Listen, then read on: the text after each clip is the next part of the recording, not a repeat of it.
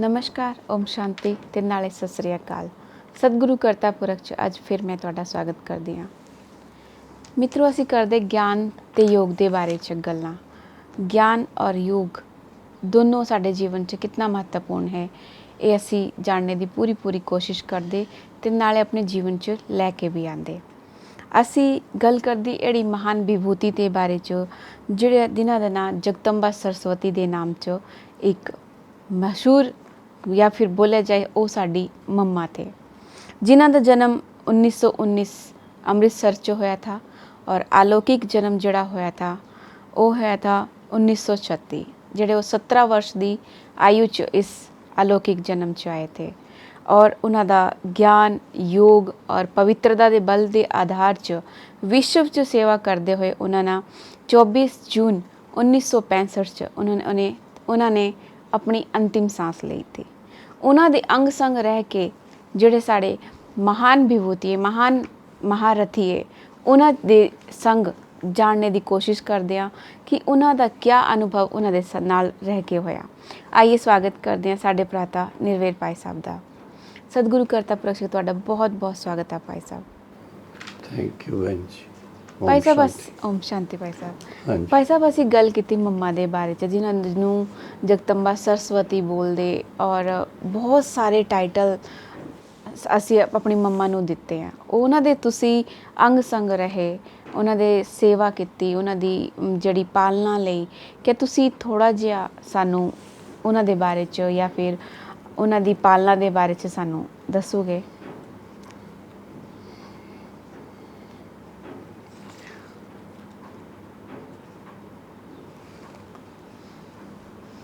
ये मेरा सौभाग्य रहा कि मैं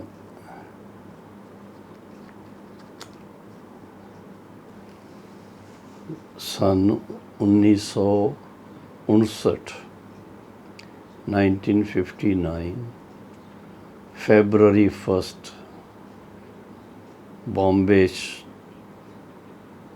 कोलाबा सेंटर ते जाना शुरू किया सी। मेरे साथ दोस्त भी हैगे सी और सानू 1 महीना अजे सेंटर ते जांदियां होया सी, जिस तो बाद मातेश्वरी सरस्वती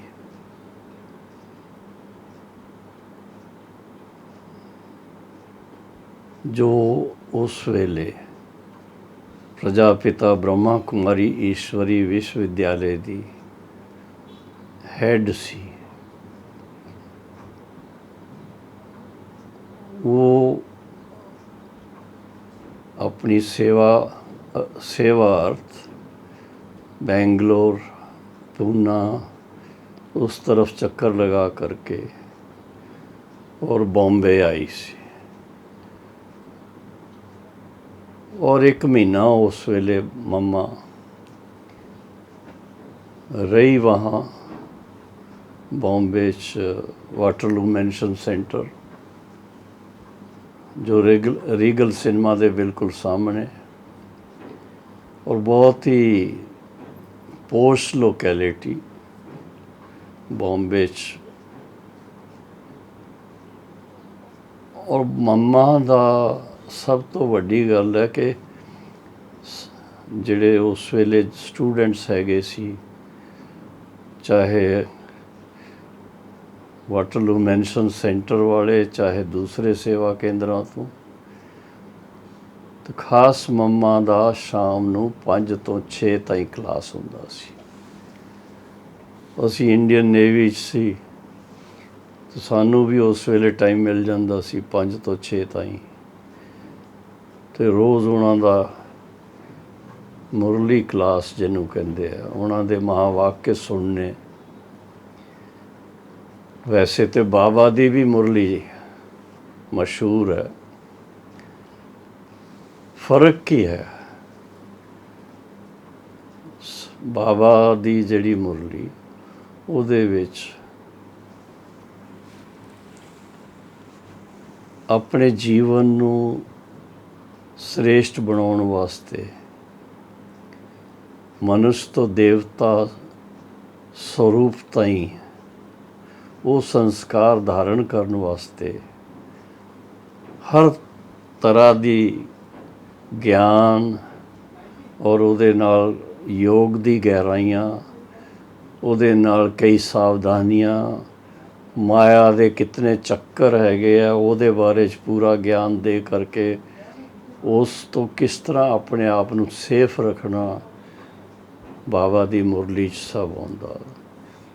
ਔਰ ਉਸ ਦੇ ਆਧਾਰ 'ਤੇ ਮਾਤੇਸ਼ਵਰੀ ਸਰਸਵਤੀ ਗਿਆਨ ਦੀ ਅੱਛੀ ਤਰ੍ਹਾਂ ਵਿਸ਼ਲੇਸ਼ਣ ਕਰਕੇ ਇੱਕ ਇੱਕ ਟੌਪਿਕ ਨੂੰ ਇੱਕ ਲੈਕਚਰ ਦੇ ਰੂਪ 'ਚ ਪੇਸ਼ ਕਰਦੇ ਸੀ। ਔਰ ਉਹਨਾਂ ਦਾ ਖਾਸ ਇਹ ਲਕਸ਼ ਰਹਿੰਦਾ ਸੀ ਕਿ ਜੋ ਗੱਲ ਉਹ ਸੁਣਾਉਣ ਉਹ ਬੜੀ ਸਪਸ਼ਟ ਸਾਰੀ ਹਰ ਇੱਕ ਨੂੰ ਸਮਝ ਆਉਣੀ ਚਾਹੀਦੀ ਹੈ। ਇਸ ਕਰਕੇ ਬੜੀ ਗਹਿਰਾਈ 'ਚ ਇੱਕ ਇੱਕ ਵਿਸ਼ੇ ਨੂੰ ਲੈ ਕਰਕੇ ਉਹਨਾਂ ਦੇ ਉਹ ਲੈਕਚਰ ਕਹੀਏ, ਕਲਾਸ ਕਹੀਏ, ਬਾਣੀ ਕਹੀਏ, 1 ਘੰਟਾ ਉਹਨਾਂ ਦੀ ਕਲਾਸ ਹੁੰਦੀ ਸੀ। ਔਰ ਮੰਮਾ ਦੇ ਸਾਹਮਣੇ ਬੈਠ ਕਰਕੇ ਉਹਨਾਂ ਦੀ ਦ੍ਰਿਸ਼ਟੀ ਜਦੋਂ ਲੈਂਦੇ ਸੀ ਤੇ ਉਹ ਦ੍ਰਿਸ਼ਟੀ ਬੜੀ ਪਾਵਨ ਔਰ ਉਚਾਈ 'ਚ ਲਿਜਾਉਣ ਵਾਲੀ ਹੁੰਦੀ ਸੀ। ਉਸ ਵੇਲੇ ਕੋਈ ਮਨ 'ਚ ਵਿਅਰਥ ਸੰਕਲਪ ਨਹੀਂ ਸੀ ਆਉਂਦਾ ਔਰ ਬਹੁਤ ਹੀ ਅੱਛਾ ਅਨੁਭਵ ਹੁੰਦਾ ਸੀ। ਤੇ ਮੇਰੀ ਸ਼ੁਰੂਆਤ ਮੰਮਾ ਦੇ ਨਾਲ ਬਾਣੀ ਸੁਣਨ ਤੋਂ ਸ਼ੁਰੂ ਹੋਈ। ਫਿਰ ਧੀਰੇ ਧੀਰੇ ਵਿਅਕਤੀਗਤ ਵੀ ਉਹਨਾਂ ਨੂੰ ਮਿਲਣ ਦਾ ਮੌਕਾ ਮਿਲਿਆ ਔਰ ਫਿਰ ਉਸ ਤੋਂ ਬਾਅਦ ਉਹਨਾਂ ਨੂੰ ਜਾਣਦੇ ਹਾਂ ਅਸੀਂ ਵਿਦਿਆ ਦੀ ਦੇਵੀ। ਤੇ ਇੱਕ ਇਹੋ ਜਿਹਾ ਅਨੁਭਵ ਹੈ, ਪਹਿਲੇ ਵੀ ਮੈਂ ਕਈ ਹਿੰਦੀ ਲੈਕਚਰਸ 'ਚ ਦੱਸਿਆ ਹੀ ਕਿ ਉਹਨਾਂ ਦਿਨਾਂ 'ਚ ਇੱਕ ਬਿੰਡੀ ਬਾਜ਼ਾਰ ਬੰਬੇ 'ਚ ਇੱਕ ਇਸਲਾਮਿਕ ਆਰਗੇਨਾਈਜੇਸ਼ਨ, ਉਹਨਾਂ ਨੇ ਇੱਕ ਕਾਨਫਰੰਸ ਰੱਖੀ ਸੀ ਵਿਸ਼ਵ ਸ਼ਾਂਤੀ ਦੇ ਉੱਪਰ ਔਰ ਉਹਦੇ ਵਿੱਚ ਬ੍ਰਹਮਾ ਕੁਮਾਰੀ ਇਸ ਨੂੰ ਵੀ ਨਿਮੰਤਰਣ ਹੈਗਾ ਸੀ। ਲੇਕਿਨ ਉਹ ਕਾਨਫਰੰਸ ਸ਼ਾਮ ਦੇ ਟਾਈਮ ਸੀ, 7 ਤੋਂ 9 ਵਜੇ ਤਾਈਂ। ਤੇ ਆਪਣੀ ਬ੍ਰਹਮਾ ਕੁਮਾਰੀ ਭੈਣਾਂ ਉਹਨਾਂ ਨੇ ਇਨਵੀਟੇਸ਼ਨ ਤੇ ਸਵੀਕਾਰ ਕਰ ਲਈ, ਲੇਕਿਨ ਫਿਰ ਰਾਤ ਦਾ ਟਾਈਮ ਹੋਣ ਕਰਕੇ ਉਹਨਾਂ ਨੇ ਨਾ ਕਰ ਦਿੱਤੀ ਕਿ ਅਸੀਂ ਨਹੀਂ ਜਾਵਾਂਗੇ। ਤਾਂ ਮਾਤੇਸ਼ਵਰੀ ਜੀ ਨੂੰ ਪਤਾ ਲੱਗਿਆ ਤੇ ਉਹਨਾਂ ਨੇ ਕਿਹਾ ਨਿਰਵੈਰ ਨੂੰ ਭੇਜ ਦਿਓ। ਮੈਨੂੰ ਆ ਕਰਕੇ ਉਹ ਸੰਦੇਸ਼ ਮਿਲਿਆ ਤੇ ਮੈਂ ਕਦੀ ਲੈਕਚਰ ਦਿੱਤੇ ਨਹੀਂ ਸੀ। ਆਈ ਵਾਸ ਟੂ ਯੰਗ, ਮੈਂ ਬਹੁਤ ਛੋਟਾ ਸੀ। 20 ਸਾਲ ਦੀ ਕਿਆ ਉਮਰ ਹੁੰਦੀ ਹੈ, 21 ਸਾਲ ਦੀ। ਅਜੇ ਮੈਨੂੰ 1 ਸਾਲ ਵੀ ਨਹੀਂ ਹੋਇਆ ਸੀ, ਕੁਝ ਮਹੀਨੇ ਹੀ ਹੋਏ ਸੀ। ਤੇ ਮੰਮਾ ਨੂੰ ਜਦੋਂ ਪਤਾ ਲੱਗਿਆ ਵੀ ਉਹ ਇਸ ਤਰ੍ਹਾਂ ਕਹਿ ਰਿਹਾ ਸੀ ਤੇ ਮੰਮਾ ਨੇ ਕਿਹਾ ਅੱਛਾ ਉਹਨੂੰ ਮੇਰੇ ਕੋਲ ਬੁਲਾਓ। ਮੰਮਾ ਕੁਰਸੀ 'ਤੇ ਬੈਠੀ ਸੀ, ਮੈਨੂੰ ਆਪਣੇ ਕੋਲ ਬਿਠਾ ਲਿਆ ਔਰ ਮੇਰੇ ਕੰਧੇ 'ਤੇ ਹੱਥ ਰੱਖ ਕਰਕੇ ਮੰਮਾ ਨੇ ਕਿਹਾ ਲੈਕਚਰ ਦੇਣਾ ਕੋਈ ਵੱਡੀ ਗੱਲ ਨਹੀਂ ਹੈ। ਹੁਣ ਇਹਨਾਂ ਨੇ ਖਾਸ ਜਿਹੜਾ ਟੌਪਿਕ ਰੱਖਿਆ ਹੋਇਆ ਵਿਸ਼ਵ ਸ਼ਾਂਤੀ, ਤੇ ਇਹਦਾ ਬਹੁਤ ਸਹਿਜ ਤਰੀਕਾ 5 ਗੱਲਾਂ ਉਹਨਾਂ ਨੇ ਦੱਸੀਆਂ ਸੀ। ਪਹਿਲੇ ਤੇ ਉਹਨਾਂ ਦੀ ਬੜੀ ਤਾਰੀਫ ਕਰੋ ਕਿ ਇਹਨਾਂ ਨੇ ਇਤਨਾ ਸ਼ੁਭ ਵਿਚਾਰ ਕੀਤਾ ਹੀ ਆਰਗੇਨਾਈਜ਼ਰਸ ਨੇ, ਜੋ ਇਹੋ ਜਿਹੀ ਕਾਨਫਰੰਸ ਰੱਖੀ ਹੈ। ਫਿਰ ਸਵਾਲ ਹੈ ਕਿ ਕੋਈ ਇਹੋ ਜਿਹਾ ਸਮੇਂ ਹੈਗਾ ਸੀ ਇਸ ਸ੍ਰਿਸ਼ਟੀ 'ਚ ਜਦੋਂ ਵਿਸ਼ਵ 'ਚ ਸ਼ਾਂਤੀ ਹੈਗੀ ਸੀ? ਫਿਰ ਉਹਦੇ ਬਾਅਦ ਉਹਨਾਂ ਨੂੰ ਦੱਸਣਾ ਹੀ ਕਿ ਇਹੋ ਜਿਹਾ ਸਮੇਂ ਸਤਯੁਗ ਦਾ ਟਾਈਮ ਸੀ, ਜਦੋਂ ਸ੍ਰੀ ਲਕਸ਼ਮੀ ਨਾਰਾਇਣ ਦਾ ਰਾਜ ਸੀ। ਔਰ ਉਸ ਤੋਂ ਫਿਰ ਧੀਰੇ ਧੀਰੇ ਧੀਰੇ ਧੀਰੇ ਸਤਯੁਗ ਤੋਂ ਤ੍ਰੇਤਾ ਆਇਆ, ਤ੍ਰੇਤਾ ਤੋਂ ਦੁਆਪਰ ਆਇਆ, ਦੁਆਪਰ ਤੋਂ ਕਲਯੁਗ ਆਇਆ, ਅਤੇ ਹੁਣ ਕਲਯੁਗ ਦਾ ਵੀ ਅੰਤ ਦਾ ਸਮੇਂ ਹੈ। ਇਸ ਕਰਕੇ ਸਾਰੇ ਵਿਸ਼ਵ 'ਚ ਅਸ਼ਾਂਤੀ ਹੈ ਔਰ ਸ਼ਾਂਤੀ ਦੀ ਬਹੁਤ ਲੋੜ ਹੈ। ਔਰ ਉਹ ਕੌਣ ਸ਼ਾਂਤੀ ਸਥਾਪਨ ਕਰ ਸਕਦਾ? ਉਹ ਪਰਮ ਪਿਤਾ ਪਰਮਾਤਮਾ ਜੋ ਸ਼ਾਂਤੀ ਦਾ ਸਾਗਰ ਹੈ, ਉਹ ਇਸ ਵੇਲੇ ਸਾਨੂੰ ਈਸ਼ਵਰੀ ਗਿਆਨ ਔਰ ਸਹਿਜ ਰਾਜ ਯੋਗ ਦੀ ਸਿੱਖਿਆ ਦੇ ਕਰਕੇ ਹਰੇਕ ਆਤਮਾ ਨੂੰ ਆਪਣੇ ਸ਼ਾਂਤੀ ਸੁਧਰਮ ਦਾ ਗਿਆਨ ਮਿਲਦਾ ਉਹਨਾਂ ਤੋਂ। ਔਰ ਉਹ ਅਗਰ ਸਭ ਨੂੰ ਗਿਆਨ ਮਿਲ ਜਾਏ, ਹਰ ਇੱਕ ਆਪਣੇ ਸੁਧਰਮ 'ਚ ਸਥਿਤ ਹੋ ਜਾਏ, ਸ਼ਾਂਤ ਸੁਧਰਮ 'ਚ, ਅਤੇ ਵਿਸ਼ਵ 'ਚ ਵੀ ਸ਼ਾਂਤੀ ਹੋ ਸਕਦੀ ਹੈ। ਇਹ ਮੈਨੂੰ ਉਹਨਾਂ ਨੇ ਮੁਸ਼ਕਿਲ ਨਾਲ ਕਿਤਨੇ 5 ਮਿੰਟ ਲੱਗੇ ਹੋਣਗੇ, ਉਸ ਬੇਸਿਸ 'ਤੇ ਮੈਂ ਜਾ ਕਰਕੇ ਔਰ ਵਿਸ਼ਵ ਸ਼ਾਂਤੀ 'ਤੇ ਸੈਮੀਨਾਰ 'ਚ ਲੈਕਚਰ ਜੋ ਦੇਣਾ ਸੀ ਦਿੱਤਾ, ਔਰ ਲੋਕਾਂ ਨੂੰ ਬਹੁਤ ਪਸੰਦ ਆਇਆ ਸੀ। ਤਾਂ ਇਹ ਮੰਮਾ ਦੀ ਵਿਸ਼ੇਸ਼ਤਾ ਇੱਕ ਤਾਂ ਗਿਆਨ ਦੀ ਬੜੀ ਗਹਿਰਾਈ ਸੀ ਉਹਨਾਂ ਕੋਲ। ਜਿਸ ਤਰ੍ਹਾਂ ਮੰਨਿਆ ਹੀ ਜਾਂਦਾ ਸੀ ਕਿ ਸਰਸਵਤੀ ਵਿਦਿਆ ਦੀ ਦੇਵੀ ਹੈ, ਅਤੇ ਉਹ ਤਾਂ ਸਿਰਫ ਇੱਕ ਸਿਤਾਰ ਉਹਨਾਂ ਨੂੰ ਦਿਖਾਉਂਦੇ ਆ, ਲੇਕਿਨ ਜਦੋਂ ਵਿਦਿਆ ਦੀ ਦੇਵੀ ਕਿਹਾ ਜਾਂਦਾ ਹੈ ਅਤੇ ਜਿਤਨੀ ਵੀ ਵਿਦਿਆ ਦੀਆਂ ਕਲਾ ਹੈਗੀਆਂ, 16 ਕਲਾ, ਉਹਦੇ ਵਿੱਚ ਉਹ ਪ੍ਰਵੀਣ ਸੀ, ਔਰ ਸਭ ਗੁਣਾਂ 'ਚ, ਔਰ ਜੀਵਨ ਦਾ ਆਪਣਾ ਜੋ ਉਹਨਾਂ ਦਾ ਸਰੂਪ ਸੀ, ਇੱਕਦਮ ਪਾਵਨ ਪਾਵਨ। ਕਈ ਗੱਲਾਂ ਇਹਦੇ ਨਾਲ ਕਨੈਕਟ ਹੁੰਦੀਆਂ। ਅਤੇ ਇਸ ਤਰ੍ਹਾਂ ਮਾਤੇਸ਼ਵਰੀ ਜੀ ਆਪਣੇ ਜੀਵਨ ਕਾਲ 'ਚ ਕਈ ਸੇਵਾ ਕੇਂਦਰਾਂ 'ਤੇ ਜਾ ਕਰਕੇ, ਥੋੜ੍ਹਾ ਟਾਈਮ ਉੱਥੇ ਰਹਿ ਕਰਕੇ, ਔਰ ਗਿਆਨ ਦੀ ਬਹੁਤ ਗਹਿਰਾਈ 'ਚ ਭਾਈ ਭੈਣਾਂ ਨੂੰ ਅੱਛੀ ਤਰ੍ਹਾਂ ਅਨੁਭਵ ਕਰਾਉਂਦੇ ਸੀ। ਔਰ ਜੋ ਉਹਨਾਂ ਦੇ ਟਾਈਮ ਦੇ ਬਾਬਾ ਦੇ ਬੱਚੇ ਬਣੇ, ਅੱਜ ਦਿਨ ਤਾਈਂ ਵੀ ਅਮਰ ਹੈਗੇ। ਬਾਕੀ ਇੰਸਟੀਟਿਊਸ਼ਨ ਦੀ ਉਹ ਹੈਡ ਸੀ, ਔਰ ਕਾਫੀ ਬੜੀ ਜ਼ਿੰਮੇਦਾਰੀ ਸੀ ਉਹਨਾਂ ਦੇ ਉੱਪਰ। ਲੇਕਿਨ ਉਹਨਾਂ ਦਾ ਜਿਹੜਾ ਸਰੂਪ ਸੀ, ਉਹ ਇੱਕ ਬਣੀ ਬਣਾਈ ਦੇਵੀ ਦਾ ਸਰੂਪ ਸੀ। ਕੋਈ ਵੀ ਉਹਨਾਂ ਦੇ ਕੋਲ ਸਾਹਮਣੇ ਬੈਠੇ ਔਰ ਦ੍ਰਿਸ਼ਟੀ ਲਏ, ਅਤੇ ਉਸ ਵੇਲੇ ਬਹੁਤ ਮਨ ਨੂੰ ਸਕੂਨ ਮਿਲਦਾ ਸੀ, ਬੜੀ ਸ਼ਾਂਤੀ ਮਿਲਦੀ ਸੀ। ਔਰ ਮੈਂ ਜਿਸ ਤਰ੍ਹਾਂ ਇੰਡੀਅਨ ਨੇਵੀ 'ਚ ਸਰਵਿਸ ਕਰਦਾ ਸੀ, ਅਤੇ 2-2 ਮਹੀਨੇ ਦੀ ਛੁੱਟੀਆਂ 'ਚ ਬਾਬਾ ਮੈਨੂੰ ਜੈਪੁਰ ਭੇਜ ਦਿੰਦੇ ਸੀ। ਜਦੋਂ ਉਹ ਸੇਵਾ ਕਰਕੇ ਮੈਂ ਉੱਥੋਂ ਲੌਟਦਾ ਸੀ, ਅਤੇ ਮਧੂਬਨ ਹੋ ਕਰਕੇ ਫਿਰ ਬੰਬੇ ਜਾਂਦਾ ਸੀ, ਤਾਂ ਬਾਬਾ ਨੂੰ, ਮੰਮਾ ਨੂੰ ਸਾਰਾ ਸਮਾਚਾਰ ਸੁਣਾਉਂਦਾ ਸੀ। ਔਰ ਮੈਨੂੰ ਈਸ਼ਵਰੀ ਸੇਵਾ 'ਚ ਪੂਰਾ ਟਾਈਮ ਬਹੁਤ ਅੱਛਾ ਲੱਗਦਾ ਸੀ। ਅਤੇ ਮੈਨੇ ਮੰਮਾ ਨੂੰ ਕਿਹਾ ਕਿ ਮੇਰੀ ਤਾਂ ਇੱਛਾ ਹੈ ਕਿ ਮੈਂ ਪੂਰਾ ਈਸ਼ਵਰੀ ਸੇਵਾ 'ਚ ਲੱਗ ਜਾ। ਤਾਂ ਮੰਮਾ ਨੇ ਬਹੁਤ ਪਿਆਰ ਨਾਲ ਕਿਹਾ, ਇਹ ਤਾਂ ਬੜੀ ਅੱਛੀ ਗੱਲ ਹੈ, ਮਨੁੱਖ ਨੂੰ ਚਾਹੀਦਾ ਕੀ ਹੈ? ਦੋ ਰੋਟੀ ਚਾਹੀਦੀ ਹੈ, ਦੋ ਜੋੜੀ ਕੱਪੜਾ ਚਾਹੀਦਾ। ਇਹ ਅੱਗੇ ਤੋਂ ਸਭ ਮਿਲ ਸਕਦਾ।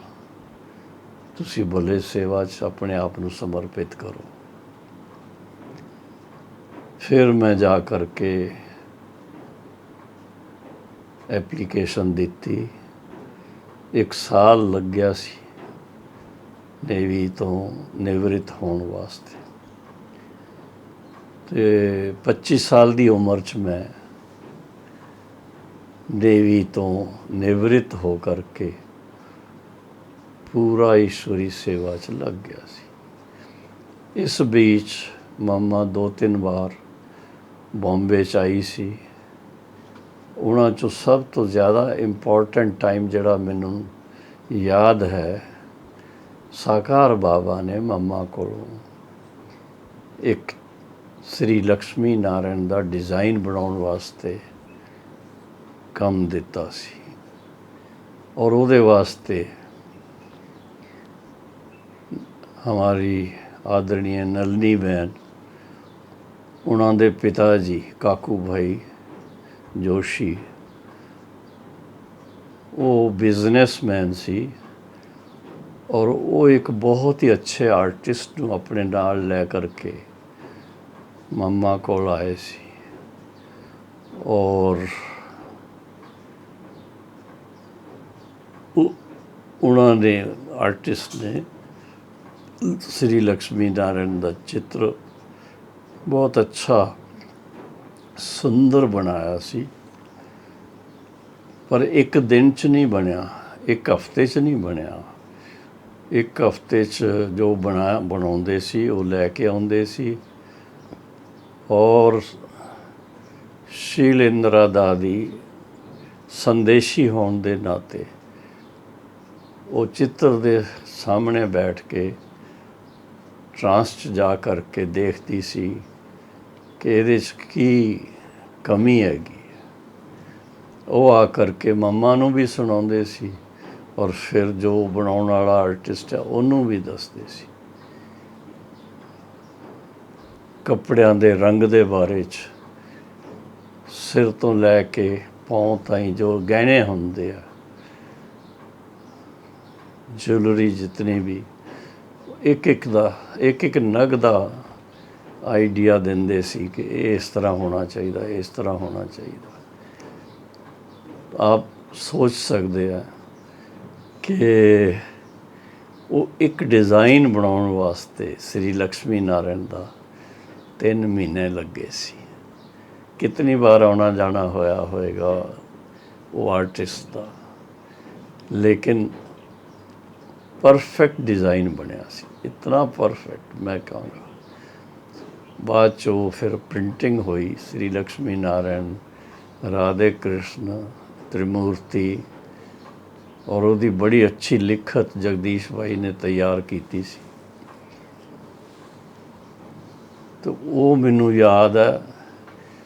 ਫਿਰ ਸਾਡੀ ਜਦੋਂ 1984 'ਚ ਐਗਜ਼ੀਬਿਸ਼ਨ ਤਿਆਰ ਹੋਈ ਸੀ, ਅਤੇ ਉਸ ਵੇਲੇ ਮੰਮਾ ਕਾਨਪੁਰ ਤੋਂ ਬਾਈ ਪਲੇਨ ਬੰਬੇ ਆਈ ਸੀ। ਕੁਛ ਉਹਨਾਂ ਨੂੰ ਸਰੀਰਕ ਕਸ਼ਟ ਸੀ, ਡਾਕਟਰ ਨੂੰ ਦਿਖਾਉਣਾ ਸੀ, ਹੌਸਪੀਟਲਾਈਜ਼ ਵੀ ਕਰਨਾ ਪਿਆ ਸੀ। ਔਰ ਉਸ ਤੋਂ ਬਾਅਦ ਜਿੱਥੇ ਉਹਨਾਂ ਦੇ ਰਹਿਣ ਦਾ ਇੰਤਜ਼ਾਮ ਕੀਤਾ ਸੀ, ਤੇ ਰਮੇਸ਼ ਭਾਈ ਉਹਨਾਂ ਨੂੰ ਆਪਣੀ ਕਾਰ 'ਚ ਸੈਂਟਰ 'ਤੇ ਲੈ ਕੇ ਆਉਂਦੇ ਸੀ, ਵਾਟਰਲੂ ਮੈਂਸ਼ਨ 'ਚ, ਔਰ ਫਿਰ ਛੱਡਣ ਵੀ ਜਾਂਦੇ ਸੀ। ਉਹਨਾਂ ਦਿਨਾਂ ਦੀ ਗੱਲ ਹੈ ਕਿ ਮੈਂ ਇੱਕ ਵਾਰ ਰਮੇਸ਼ ਭਾਈ ਦੇ ਨਾਲ ਅੱਗੇ ਕਾਰ 'ਚ ਬੈਠਿਆ ਸੀ। ਮਾਤੇਸ਼ਵਰੀ ਜੀ ਪਿਛਲੀ ਸੀਟ 'ਤੇ ਸੀ, ਔਰ ਉਹਨਾਂ ਦੇ ਨਾਲ ਉਹਨਾਂ ਦੀ ਸੰਭਾਲ ਕਰਨ ਵਾਸਤੇ ਜਮਨਾ ਦਾਦੀ ਬੈਠੀ ਸੀ। ਮੈਰਿਨ ਡਰਾਈਵ ਤੋਂ ਹੁੰਦੇ ਅਸੀਂ ਜਦੋਂ ਗਾਮਦੇਵੀ ਦੀ ਤਰਫ ਟਰਨ ਕੀਤਾ,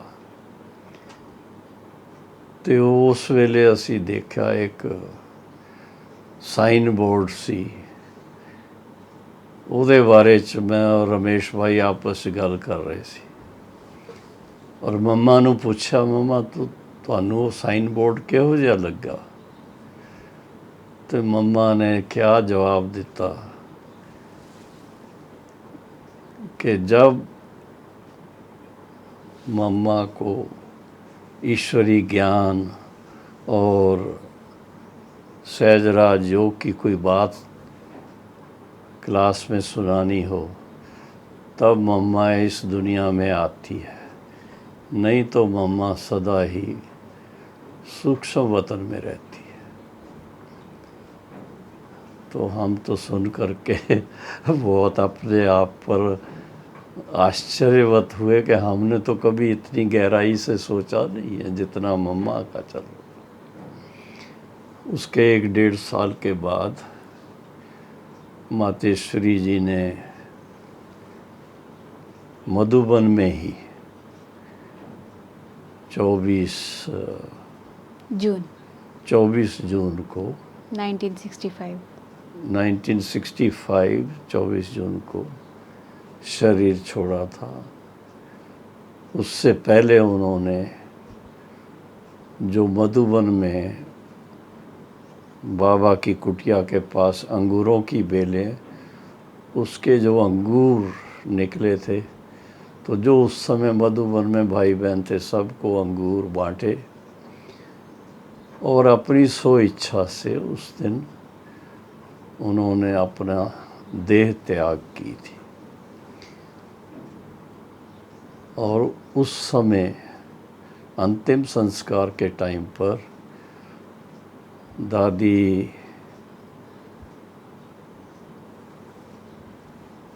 कुमारका बॉम्बे से अंतिम संस्कार के कारण जा रही थी।